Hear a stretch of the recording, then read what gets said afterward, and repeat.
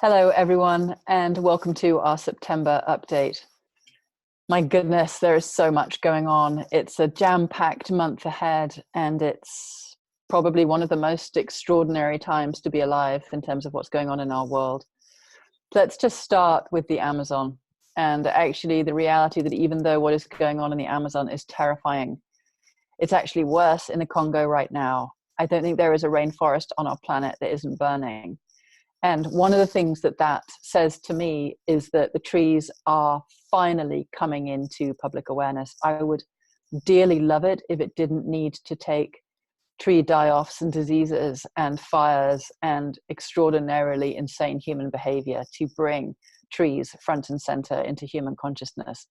But between the Crowther report that stated the 1.2 trillion trees is needed and where to plant them, and now the fires and this extraordinary raising of awareness around the relationship between our consumption and the forests, they are well and truly coming center stage. And that is a huge part of what we've been looking at over these last few months. Some of you will know that we were planning on making 2020 Year of the Tree, and that we have been starting with a fairly large for us collaboration of different NGOs and different tree-based organizations to look at how we plant trees in the minds of the masses during that year. And one of the things that became really clear to us is that the level of collaboration that's needed and the scale of it, and also the time needed for countries and cities and churches and families and corporates, whoever you name it, to prepare for actually doing large-scale planting or really looking at how to shift the strategy in their companies. It's going to take more than the few months that we've got remaining in 2019 to prepare for 2020. So actually what we've decided to do is make 2021 Year of the Tree and make 2020 the year of seeding Year of the Tree. Because what's needed is this vast wave of understanding about our relationship with the forests. And that's what's happening now. It's starting, it's just starting. But if we really want to campaign in a way that helps the planet wake up to a choice to step into the age of restoration, then we're going to need to give it a bit more time. So actually, we've given ourselves a bit more of a breather. We've got more time now to really start building deep collaborations. And it's a huge learning curve for us, one of many that we're embarking on right now as we move beyond our sort of little sphere of influence inside of Tree Sisters and start to look at working at the UN level, start to look at policies, start to look at corporates, start to look at education and schools. Like, there's so many different areas as everybody's waking up to the fact that we need to be collaborating en masse, and nobody really knows how to do it. So it's time for wild experimentation, and I'm thrilled about that. Actually, it's like there's something about catastrophe that is this huge opportunity for breakthrough and moving beyond the things that would usually hold us back. So I do still feel that we're moving into this phase of the most meaningful life we've ever lived. And I had that opportunity in Edinburgh at the Beyond Borders Festival, looking at women and climate change, but also then sitting down for 45 minutes and talking to the Scots youth leaders who will be there on the front lines for the climate strike that's coming up on the 20th of September, who are mobilizing their schools and who are looking to mobilize their politicians. And to really sit with these youngsters who are facing God only knows what, and actually really help them reframe their lives as some of the most meaningful lives that will ever be lived, as we do everything possible to turn this around.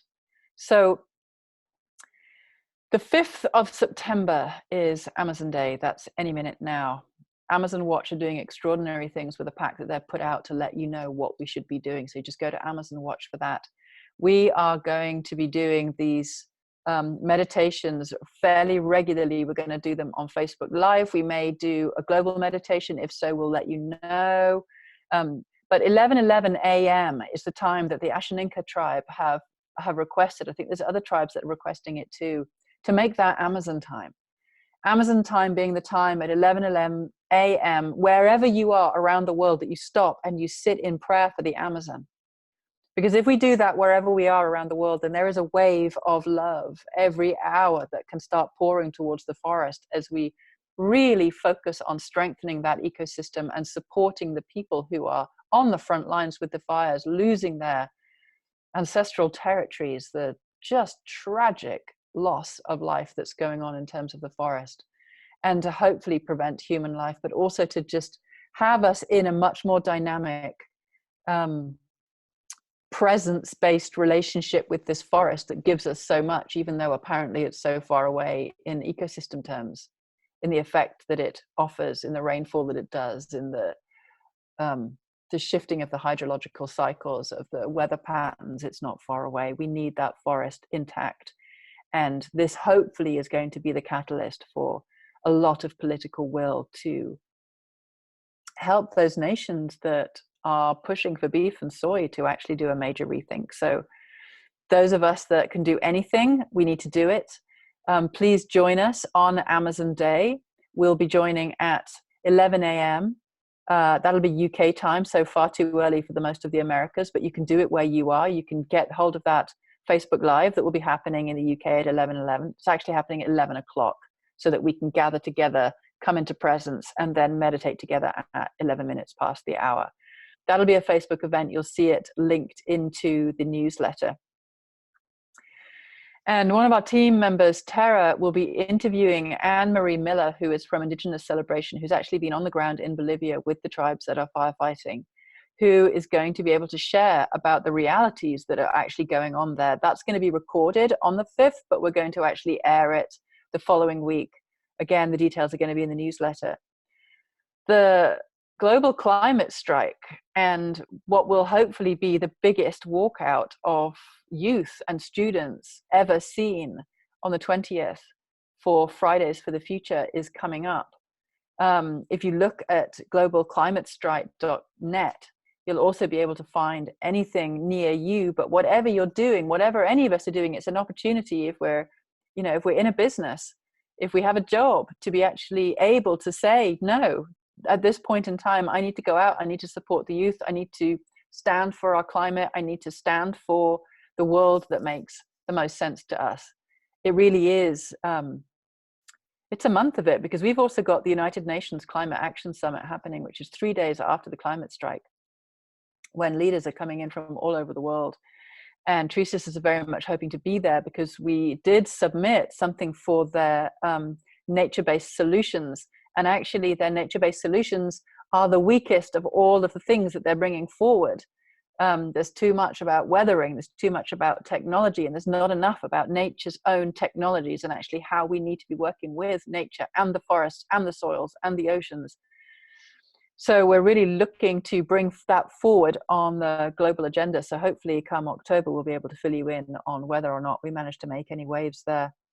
My Green Pod is also becoming a partner of ours. They are UK's most ethical voice when it comes to green consumption and sustainable consumption, because we're starting to look more at the relationship between forest loss and our consumption, as well as forest restoration. And they're going to help us as we move more strongly towards corporates, which is another of our big learning curves that we're going through at the moment.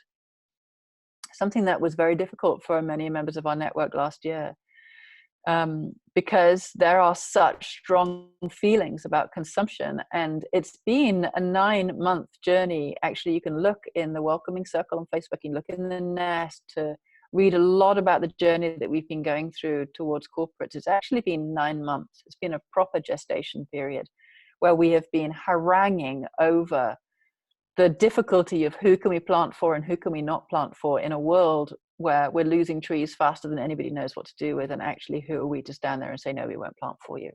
So we've been coming up with a corporate policy, and we've been looking strongly at who we are and who we're not. And who we're not is a Greenpeace or an XR in terms of really being a loud voice against anything. They're desperately needed, but it's not what we are, and nor are we a vetting organization.